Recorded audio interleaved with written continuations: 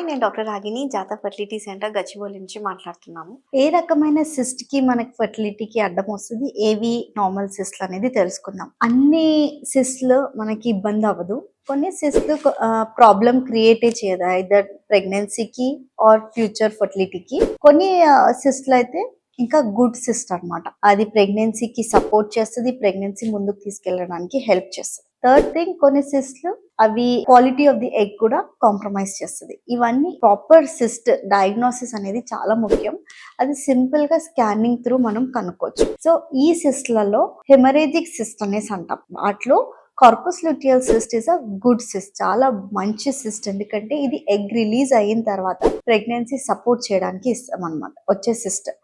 ఇది మనము ఒకవేళ ప్రెగ్నెన్సీ పాజిటివ్ చేస్తే కొన్ని రకమైన ఇంజెక్షన్స్ ఇవ్వడం వల్ల ఈ సిస్ట్ ఇంకా కొద్దిగా ఎక్కువ రోజులు పనిచేయడానికి, ప్రెగ్నెన్సీ ముందుకు తీసుకెళ్ళడానికి న్యాచురల్ గా హెల్ప్ చేస్తుంది. దీంట్లో మీకు ఏదైనా డౌట్ ఉన్నట్లయితే జాతాకు వచ్చి కనుక్కోండి. Thank you.